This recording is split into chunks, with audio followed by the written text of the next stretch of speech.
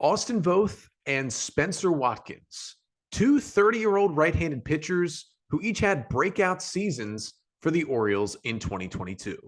But the question we'll try to answer, did they each do enough this season to secure a spot in next year's starting rotation?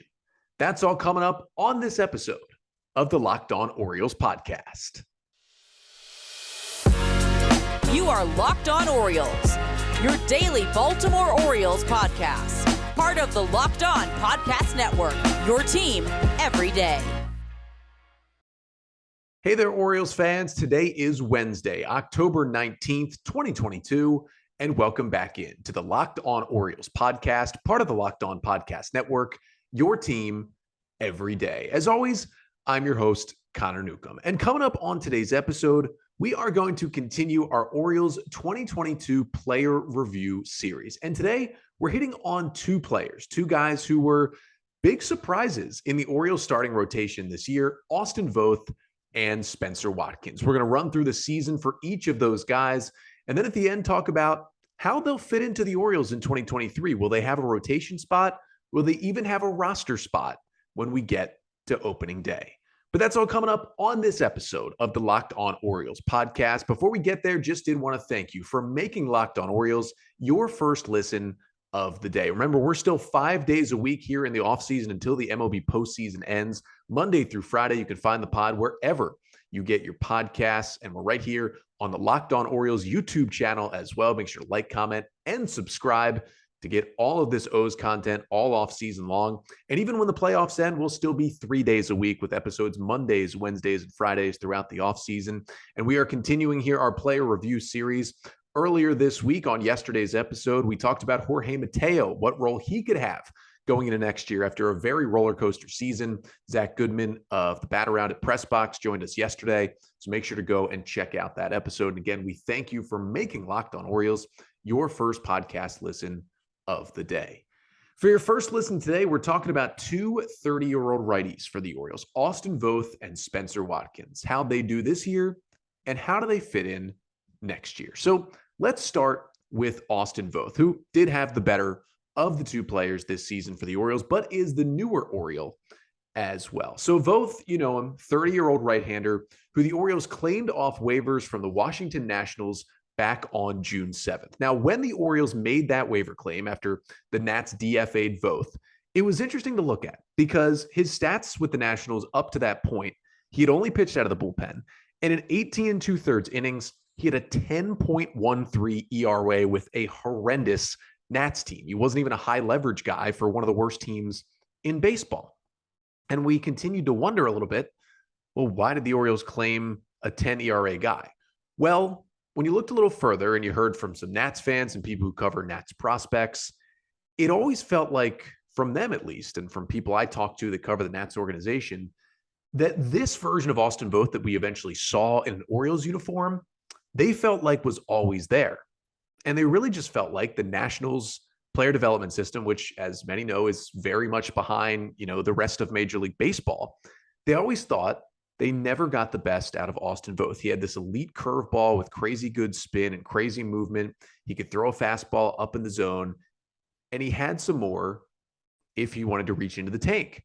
And the Nats just never got it out of him. He had some flashes throughout his career over the last few years with the Nats as a starter and as a reliever, never really put it together. And they DFA'd him. And it was also the question of, well, why is this last place Nationals team DFAing Austin Voth? He's still got plenty of years of control. You're a terrible team with terrible pitching. At least just hold on to him and see if you can make it work. But they just gave up on him, and the Orioles scooped him up immediately. And I did an episode the day after that waiver claim, kind of digging into Voth's career with the Nats, and was looking for basically the reason why the Orioles claimed him. Because when Mike Elias does claim a pitcher on waivers, generally you can find a couple of traits for why. And I looked at that curveball, and I looked at the movement, and I looked at the spin, and I said, this is a guy who can throw fastball up, curveball down and away, and at the very least get a lot of right-handers out. And that's what he did. But he did even more than that with the Orioles. In 22 appearances and 17 starts down the stretch with the O's, Austin Voth had a 3.04 ERA in 83 innings of work with Baltimore. He struck out 72 batters, walked just 25, allowed 77 hits and 10 home runs in that stretch. and was with the O's the entire time from when he was claimed to the end of the season, spent a little time in the bullpen, but was mostly in the starting rotation that entire time for the Orioles. Had a 3.96 FIP, was worth about 2 wins according to WAR on the season, a 244 batting average against him, and his BABIP of 283, pretty much a league average. So it's not like he was getting super lucky or super unlucky when balls were hit in play as well. So the question became, how did the Orioles get this version of Austin Voth when the Nationals just could not seem to do it? Well, number one is, as the O's have shown over the last few years since Mike Elias and his crew have taken over, their player development system is getting better and better, and it is leaps and bounds ahead of the Nationals at this point. So that's probably reason number one why the Orioles made Austin Voth better. But another reason is they looked at his stuff, and I'm kind of proud of this one because I looked at his stuff when they claimed him, and this is also kind of embarrassing for the Nationals. That a guy who loves baseball and myself and loves the Orioles and loves to break down the Orioles, and I talk about him every day, but I'm nothing. And not anywhere close to a baseball analyst or a guy who's looking at TrackMan data or anything like that.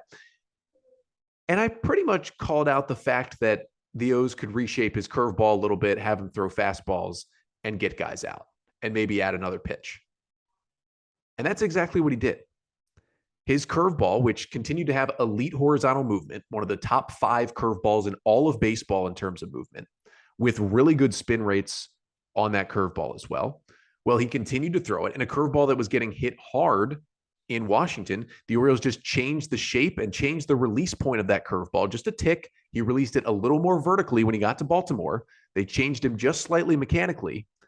And well, the curveball down the stretch became a go-to pitch for Austin Voth. Would get a lot of swings and misses, especially against right-handed batters, and he went to that pitch time and time again with the Orioles. Now, what else did he do with the Orioles? Well, he added a new pitch. As many O's did this year, he added baseball's most popular pitch, the sweeper slider.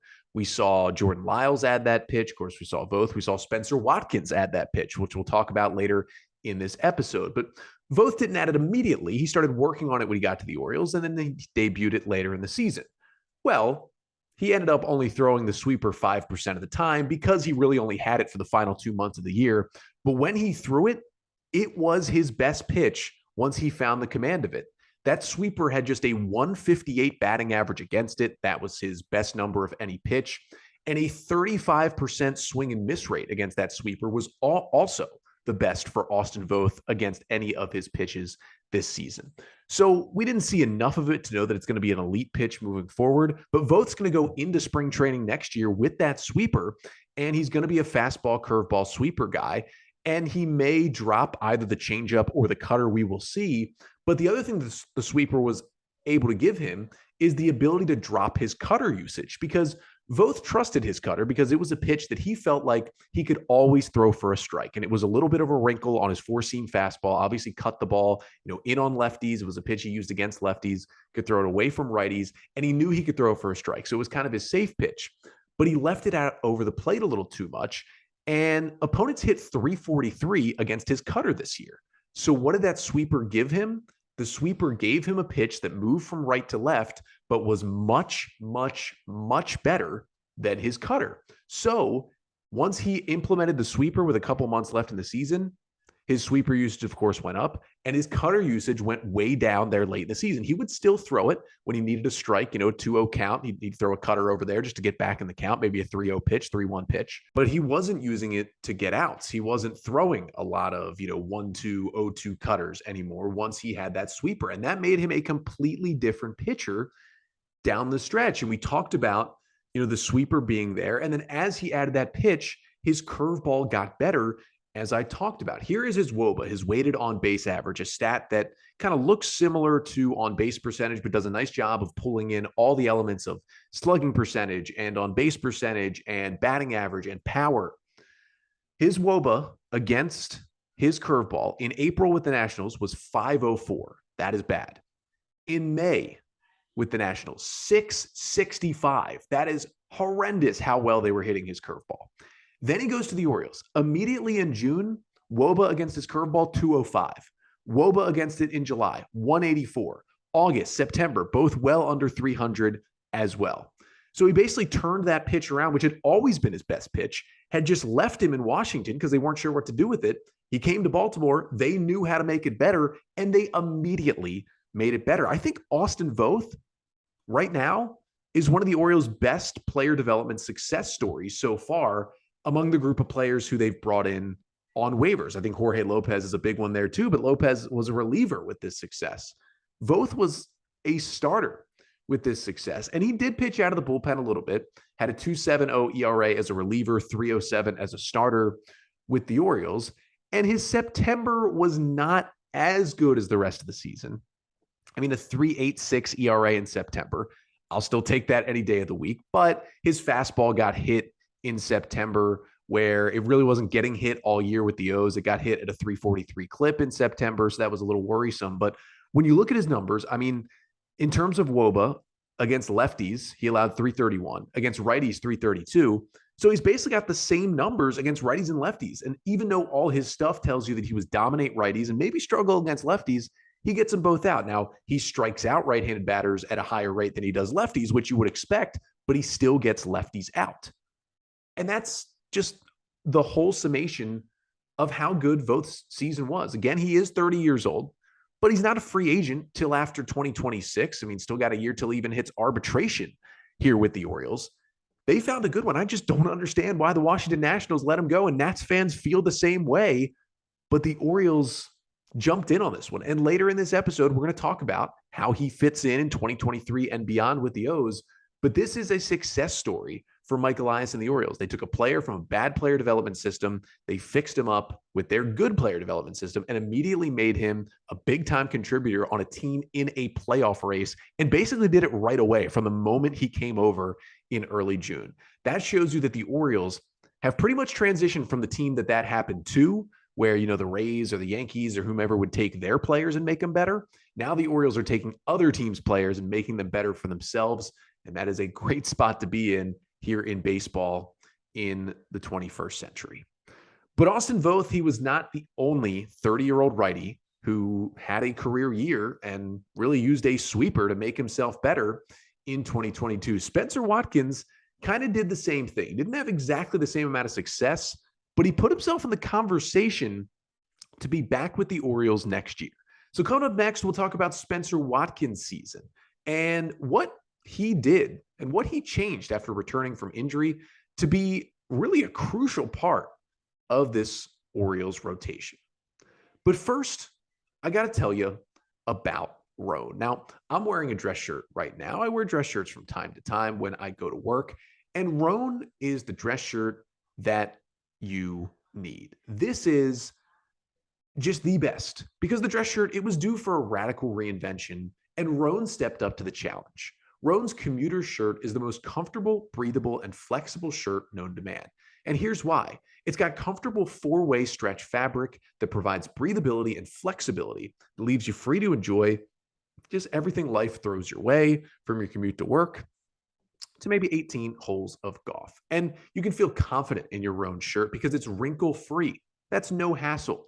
And with its Gold Fusion anti-odor technology, you'll be smelling fresh and clean all day long. And on top of that, Roan is 100% machine washable, so you can ditch the dry cleaner altogether for these shirts. They're comfortable. You can be mobile in these shirts. And the commuter shirt, it just gets you through any workday and straight into whatever comes next.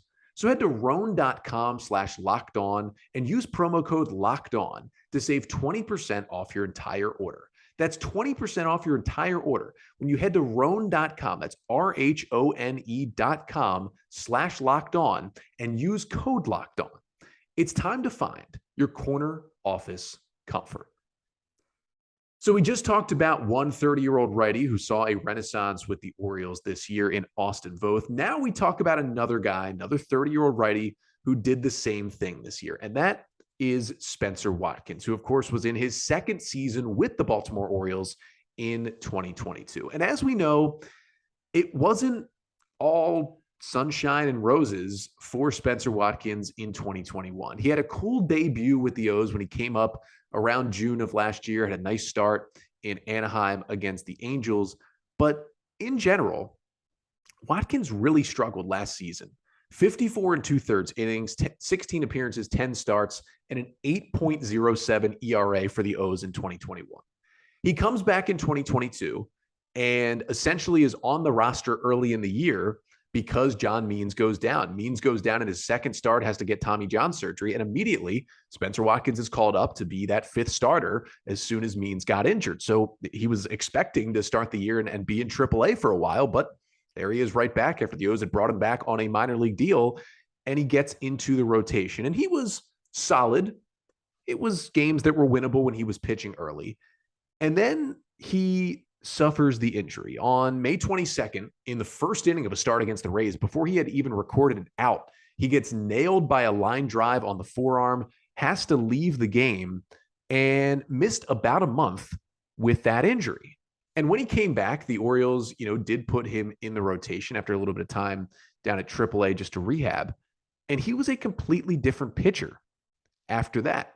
Now, he did struggle in September, which we'll get to, but from June 25th through August the 24th, that 2-month stretch right there, Watkins had a 2.83 ERA in 54 innings of work in that stretch of 2 months. That stretch of 2 months was also when the Orioles went on their 10-game winning streak, when they went from a losing record to a winning record, when they all of a sudden found themselves in the playoff race and got as close as a half game back of a playoff spot in that stretch. And that was by far Watkins' best stretch of the season and of his career. There's a little bit of correlation right there because Watkins was the number 5 starter for the Orioles that entire time. And when your number 5 starter is going that good, your team is going to go that good in general because there's not as much of a weak link, every 5th day in your rotation. That was huge for the Orioles. Now, his stats overall in the season, 23 appearances. He made 20 starts for the O's and had a 4.70 ERA with a 4.24 FIP. So numbers show he maybe even got a little unlucky and could have even been better this year. He threw 105 and a third innings, which just about doubled his total from last year. Allowed 119 hits, 63 strikeouts, 30 walks, and 11 home runs allowed. Again, a 13 to 14% K rate, very well below league average, but his 6.5% walk rate also below league average as well. A 308 BABIP showed that, basically he didn't get super lucky or unlucky and ended up throwing more ground balls than fly balls on the season. But when you look at Watkins' struggles in 2021, then you look what he did, especially in that stretch. And even in general, a 4.70 ERA, you still take that in today's game, especially from a 5-starter. But you're looking at him and you see the stuff, and the velocity was up early in the season. But in general, his velocity was only on his fastball, maybe about a half mile per hour up on average from last year. So it's not like that got way better. But when you look at the stuff, you see, oh, wait, just like Austin Voth, just like many Orioles pitchers this year, he added a new pitch, and that pitch was that sweeper slider. He did a lot of work at Driveline this offseason, helping to add that pitch, and he really debuted it big time when he returned in late June from the injury. And by the end of the year, he was throwing that sweeper about 18% of the time. The sweeper slider was his third most used pitch. It was dominant. His sweeper was just as good as Austin Voth's. It was better than Jordan Lyles' sweeper. That pitch, opponents hit only 185 against Watkins' sweeper this year. They had a 26% whiff rate against that pitch this season. It was, pretty close to being considered an elite pitch in Major League Baseball, as close as Spenser Watkins has to an elite pitch. And we know Watkins' plan in general has been just kind of throw the kitchen sink. He threw 6 different pitches this year: 4-seamer, cutter, slider, curveball, changeup, and sinker. He actually started tossing a sinker there to right-handers late in the season as well to get him to 6 different offerings, to just help him get some outs. He was one of a few Orioles righties to add a sinker late in the season. And that kitchen sink approach, it would work from time to time. He would just keep guys off balance. He would get soft contact, get a lot of pop-ups early in counts, allowed him to even pitch deep into games sometimes into the 6th and 7th innings for the Orioles, which he didn't really do at all in 2021. And he was just a different pitcher. That 2.83 ERA from June 25th to August 24th, you were confident. Don't lie to yourself. Do you remember being confident when Spenser Watkins would go to the mound? Because I do remember that in that 2-month stretch when the Orioles were playing great baseball.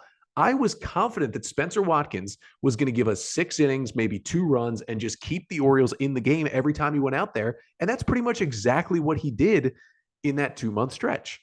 Now, you can't bottle it up completely because, as we know, September was really, really bad. Watkins had a 7.02 ERA and 16 and 2/3 innings pitched in September. He had a really bad start against Cleveland in his last start of August, and then followed up with 2 more bad starts early in September. That actually forced him to be sent down to AAA when Tyler Wells returned to the roster from injury and took his rotation spot back. Watkins went to AAA at that point. He pitched better in AAA, actually got a chance to come back to the team and pitched in relief down the stretch as the Orioles were falling out of contention there in September. So it was a lot of mop-up appearances as well. But the stuff just didn't look nearly as crisp in September. And that's something to definitely slightly worry about. I mean, you don't like to finish the season as poorly as he did and get demoted to AAA for a few weeks. It's obviously not what Watkins wanted here. I mean, you just look at what the stuff did, in September, and the fastball, which was so good all year. I mean, the 4-seam fastball, the spin rate was up, the velo was up a little bit, but he was just on the corners with that 4-seamer all season. Well, that pitch got hit at a 364 batting average in September, where it was, 214 in August and 238 in July and 167 in June. He couldn't play off that 4-seamer like he wanted to. And the other thing was that sweeper slider, which had been dominant all year, opponents hit 462 against it in September. So that pitch, the command of it, just kind of left him in the final month of the season as well. He's another guy like Voth who added a sweeper, but still does rely on that cutter. And it'll be interesting to see for Spenser Watkins this offseason. I think a lot is going to ride on what he does with that cutter, because it's kind of a go-to pitch for him. It's his second most used pitch this year. He threw it 28% of the time, about 87 miles per hour, but opponents hit 328 against it. I mean, they squared up that cutter from time to time. However, it didn't lead to a whole lot of extra base hits. There was some just unluckiness involved with Watkins' cutter. It's a pitch he can throw for a strike a lot of times. It still has a 26% whiff rate, which is way, way better than his 4-seamer at just a 9% whiff rate. So he's still getting some swings and misses on that pitch. In terms of other cutters in the league, it's in the top 10% in terms of horizontal movement, the movement going right to left when he throws that cutter, so it breaks more than other guys cut fastballs. But that got hit hard. The curveball got hit hard at times, just kind of a big looping 77-mile-per-hour curveball that he would just kind of drop in for a strike at times, but also guys would square up when it was in the middle of the plate.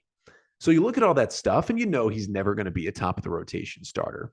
But really the question for Watkins is you see him add the sweeper, and you see the success in that 2-month great stretch, and then a really bad end of the season is, did he do enough, or can he do enough this offseason to have a spot with an Orioles team that should be getting better and improving that rotation heading into 2023? And that's the question we're going to try to answer for both Watkins and Austin Voth coming up next to finish off the podcast. Will both of these guys, one of these guys, or neither of these guys be a main part of the Orioles starting rotation in 2023? But first, got to tell you about a snack that should be a main part of your snack rotation. Now, I'm going to talk about Built Bars. You've heard me talk about them plenty of times because they have so many delicious flavors of protein bars. The best tasting protein bar on the market. They've got savory flavors. They've got sweet flavors, fruity flavors as well. All the bars covered in 100% real chocolate, and they're delicious. But if you haven't tried the Built Bar Puffs yet, you're depriving yourself of one of life's greatest joys. And guess what? There is a new flavor of the Puffs. It is delicious, indulgent cookie dough. The first ever protein-infused marshmallow covered in 100% real chocolate, and they're healthy. The cookie dough chunk puffs are only 160 calories each, and each one has a whopping 15 grams of protein. So run to Built.com, snag a box for you, for the family. It will be the perfect treat. So whether you want to try the new cookie dough chunk puffs, the other flavors of puffs, or the classic flavors of the delicious Built Bars, go to Built.com, use promo code LOCKEDON15 and get 15% off your order. Again, that is promo code LOCKEDON15 for 15% off at Built.com. So today we talked about Austin Voth and Spenser Watkins, two 30-year-old right-handers who really each had a breakout season of their own in 2022. So now we get to the question, where will each guy fall in with the Orioles in 2023? Let's start with Austin Voth. I think unless something goes really wrong this offseason, he's going to have a spot, at least on the Orioles opening day roster next season. Now, whether that is as a starter or a reliever, I'm unsure. But the good thing is, he showed success in both of those roles with the Orioles. Now, obviously, he had 17 starts versus 5 relief appearances with the O's, and he was bad out of the bullpen with the Nats early in the season before they DFA'd him. But I think he can handle that role. He could maybe be a piggyback guy, throw 2 innings. I could even see a scenario in which, maybe the Orioles are transitioning DL Hall back to a starter next year, and maybe they expect, 4 innings out of Hall, and then they try to get 2 or 3 innings out of Voth behind him, in the first couple of times through the rotation of the year, and then go to the back end of the bullpen after that. I think that's certainly a possibility. Austin Voth could maybe be, a first half version of Keegan Aiken, but, maintain it through the entire season and be that, 2 inning relief guy who bridges it to the back end and gets some key outs in the 5th, 6th, and 7th innings for you. I think he could play that role.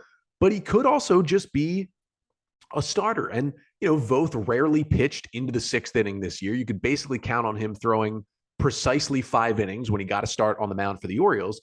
But those guys are still big in Major League Baseball today. You still have those 5 and dive guys you talk about who give it their all for 5 innings, get some strikeouts, give up a run or 2, get out of the game and give you a chance to win, especially if you have a good bullpen like the Orioles had all season and expect to have in 2023 as well. So I see Voth having a role either way, but you have to look at the rotation options for the Orioles to really figure out, would he have a rotation spot? And the difference between Watkins and Voth is Voth did have a better season than Watkins. He has better stuff overall and better potential moving forward, but Watkins also did not succeed in relief. In fact, it was pretty rough in relief for Spenser Watkins. And this is something I've talked about throughout the season.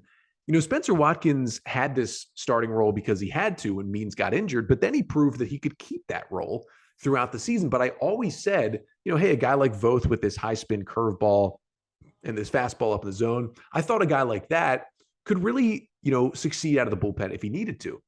I always thought with Watkins stuff, it wouldn't really work out of the pen. And that is what we have seen so far in his 2 years in the big. So for Spenser Watkins, he's probably going to need to either win a rotation spot or he's going to be back down in AAA with the Norfolk Tides. And unfortunately for Spenser Watkins, I do think that'll be his role. I mean, there is a potential that the Orioles could DFA Watkins this offseason. I mean, they did it last year. Obviously, he didn't have success last year, but they did it last year and they signed him back to a minor league deal.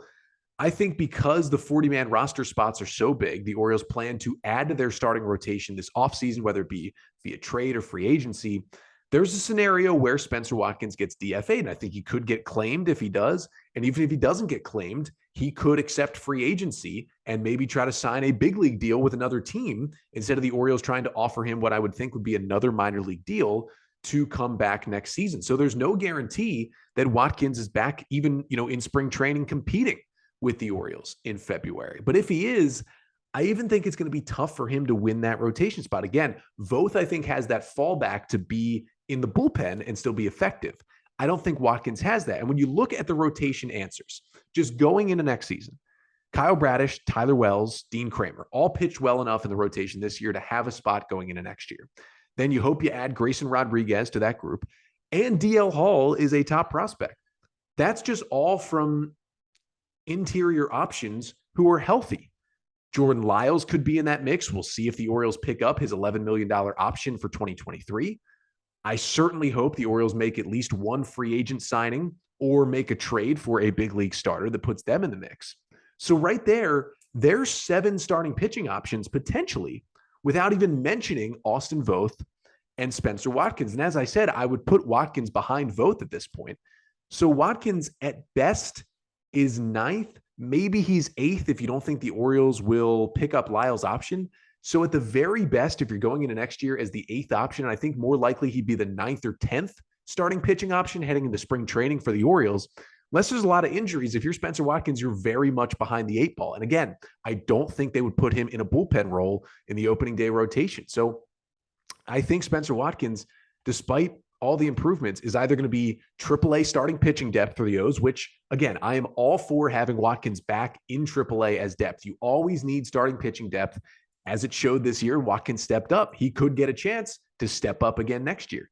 But when you have all these names, I didn't even mention Mike Baumann, who got his chance to start at the end of the season. Didn't even mention Drew Rom, who's going to be put on the 40-man roster next year and was starting in AAA at the end of the year. Didn't even mention a guy like Bruce Zimmerman, who, although was bad late in the year and spent most of the season in AAA, he was the Orioles' best pitcher for the first 2 months. So, maybe he makes some adjustments and he could get back to that level that he had early in the season, which was better than we saw from Spenser Watkins. So I think Watkins just could be very much behind the 8-ball. And again, I love what he did for the Orioles this year. I don't know if he's going to make his way back to this team. And if he doesn't, we thank him for what he did with the O's. But I do think Voth will have some sort of role, either in the bullpen or a starter. I think more likely the bullpen, if the O's add as much as I think they can to the rotation heading into 2023. But that'll do it for today's episodes. A couple of guys, either way, really had some key breakout seasons for the Orioles and really, really helped them in that rotation, helped them stay in a wild card race fantastically for most of this 2022 season. But coming up tomorrow, we are going to continue our player review series. It continues to be fun, and we're going to talk about another right-handed starter for the Orioles, a guy who definitely had some low lows this season, but also had some incredibly high highs. We're going to talk about Kyle Bradish, his breakout rookie year, and what his outlook looks like. Could he be the ace of the Orioles next year? We'll talk about that coming up on tomorrow's episode. But until then, I'm Connor Newcomb, and this has been the Locked On Orioles podcast, part of the Locked On Podcast Network. Your team every day.